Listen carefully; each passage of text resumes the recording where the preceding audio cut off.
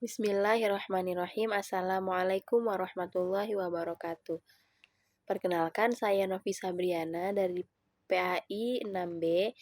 Saya di sini ingin menjelaskan tentang pengertian dari ananiyah, tamak, godop, dan putus asa yang mencakup dari bagaimana cara kita untuk menghindari akhlak tercela. Nah, di sini saya bertujuan untuk memenuhi tugas dari mata kuliah aplikasi multimedia. Baiklah, apa itu ananiyah? Ananiyah yang memiliki arti egois. Jadi, ananiyah itu berasal dari bahasa Arab, yaitu ananiyun, yang maknanya adalah egois. Jadi, secara istilah, ananiyah adalah sifat yang menilai sesuatu berdasarkan kepentingan diri sendiri dan dia tidak mementingkan kepentingan orang lain dan dia selalu meremehkan orang lain. Nah, bentuk ananiyah itu seperti apa? Yang pertama, dia selalu ingin menang dalam pembicaraan bersama teman. Yang kedua, kurang menghargai pendapat orang lain. Yang ketiga, dia selalu menonjolkan kemampuan dirinya di hadapan sesama manusia. Dan yang selanjutnya, susah menerima saran dan kritik dari orang lain. Nah, dalil tentang sifat ananiyah terdapat dalam Quran Surah Al-Luqman ayat ke-18 yang berbunyi, A'udzu billahi minasyaitonir rajim. Bismillahirrahmanirrahim. Wala tusa'ir khaddaka lin-nasi wala tamshi fil ardi marahan innallaha la yuhibbu kulla mukhtalin fakhur. Yang artinya, dan janganlah kamu memalingkan mukamu dari manusia karena rasa sombong, dan janganlah kamu berjalan di muka bumi dengan angkuh. Sesungguhnya Allah tidak menyukai orang-orang yang sombong lagi menyombongkan diri. Nah, apakah dampak negatif yang bisa ditimbulkan dari sifat ananiyah tadi? Yang pertama, akan menimbulkan kecewaan pada orang lain. Yang kedua, merusak hubungan persaudaraan. Yang ketiga, memutuskan hubungan silaturahim. Yang keempat, dijauhi dalam pergaulan. Yang kelima, kaku dalam pergaulan. Yang keenam, menimbulkan kebencian, pertengkaran, dan permusuhan. Yang ketujuh, sulit menerima petunjuk kebenaran. Dan yang terakhir adalah berdosa kepada Allah Subhanahu wa Ta'ala.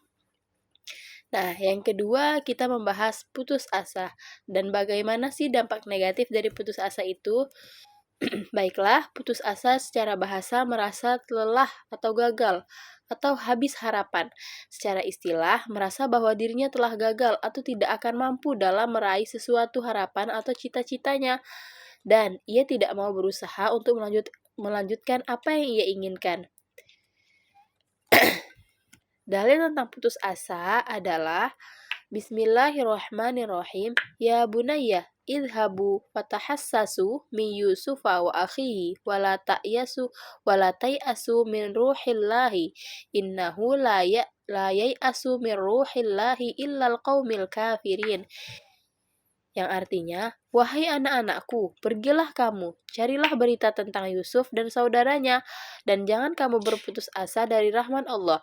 Sesungguhnya, yang berputus asa dari rahmat Allah hanyalah orang-orang yang kafir.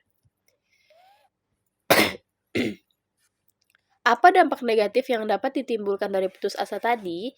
Yang pertama, akan merugikan diri sendiri. Yang kedua, sulit mencapai kemajuan. Dan yang terakhir, biasanya diikuti dengan sikap yang masa bodoh.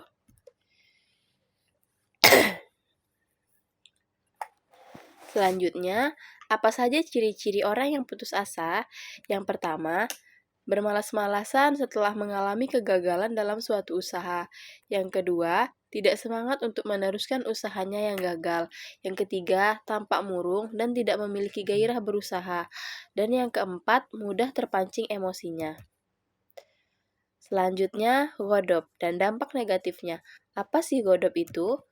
Nah, godop berasal dari bahasa Arab yang asal katanya adalah godoba yaghdobu, yang artinya marah. Secara istilah, seseorang yang sedang marah yang tidak dapat mengontrol dirinya. Dalil tentang sifat godop adalah A'udzu billahi minasyaitonir rajim. Bismillahirrahmanirrahim. Alladzina yunfiquna fis sarra'i wad-dharra wal kaziminal ghaidha wal 'afina 'anil nas wallahu yuhibbul muhsinin. Yang artinya yaitu Orang yang berinfak, baik di waktu lapang maupun sempit, dan orang-orang yang menahan amarahnya dan memaafkan kesalahan orang lain. Dan Allah mencintai orang yang berbuat kebaikan. Dampak negatif yang ditimbulkan dari sifat ghadab itu apa? Yang pertama, tidak dapat berpikir tenang dalam menghadapi masalah. Yang kedua, tidak dapat menyelesaikan masalah berdasarkan pertimbangan akal sehat. Yang ketiga, jika sering terjadi, dapat membahayakan kesehatan jasmani dan rohani. Yang keempat, dapat menimbulkan kekecewaan atau rasa sakit hati pada diri orang lain. Dan yang terakhir adalah dapat menimbulkan kerugian materi. Dan yang terakhir adalah tamak dan dampak negatifnya. Apa sih tamak itu? Tamak secara bahasa memiliki arti rakus, atau secara istilah cinta kepada dunia yang terlalu berlebihan. Dalil tentang sifat tamak adalah Bismillahirrahmanirrahim. Ya ayyuhalladzina amanu la tulhikum amwalakum wala auladukum an dzikrillah wa may yaf'al dzalika faulaika humul khasirun. Yang artinya, wahai orang-orang yang beriman, janganlah harta bendamu dan anak-anakmu melalaikan kamu dari mengingat Allah, dan barang siapa berbuat demikian, maka mereka itulah orang-orang yang rugi. Quran Surah Al-Munafiqun ayat 9. Dampak negatif yang dapat ditimbulkan dari sifat ghadab adalah bagi pelakunya sendiri. Yang pertama, tidak dapat berpikir secara tenang dalam menghadapi persoalan. Yang kedua, mudah terkena tekanan batin apabila hal itu sering terjadi. Yang ketiga, susah menerima kebenaran dan saran karena emosinya sedang memuncak. Sedangkan bagi orang lain adalah yang pertama, tidak dapat diajak berkomunikasi secara baik. Yang kedua, menimbulkan kekhawatiran apabila melakukan hal-hal yang tidak diinginkan.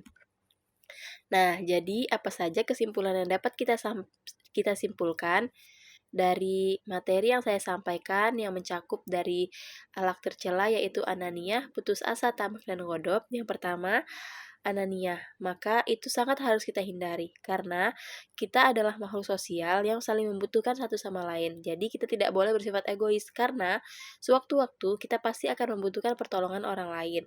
Begitu juga orang lain terhadap kita. Jadi kita harus saling tolong-menolong. Nah, pepatah Arab itu pernah mengatakan, khairun nasu anfa'uhum linnas. Sebaik-baiknya manusia adalah yang bermanfaat bagi manusia lainnya. Maka marilah kita sama-sama menebar kebaikan. Dan selanjutnya, putus asa. Sebagai manusia, fitrah kita sudah difitrahkan untuk berjuang di jalan Allah. Maka, jauhkanlah rasa putus asa dari diri kita, karena orang-orang yang berputus asa, dia akan pesimis, dan sifat pesimis akan menimbulkan kegagalan. Maka, jika kita ingin menjadi orang yang sukses, jauhilah sifat putus asa, karena itu hanya akan membuang-buang waktu. Dan pepatah Arab pernah mengatakan, Ijhat wala taksal wala taku ghafilan fanadamatul uqbah liman yatakasal. Bersungguh-sungguhlah, maka orang yang tidak bersungguh-sungguh dia akan menyesal. Dan selanjutnya tamak. Nah, tamak itu adalah sifat orang yang sombong. Karena apa? Karena dia ingin semuanya. Dia ingin mendapatkan semuanya tanpa memikirkan orang lain.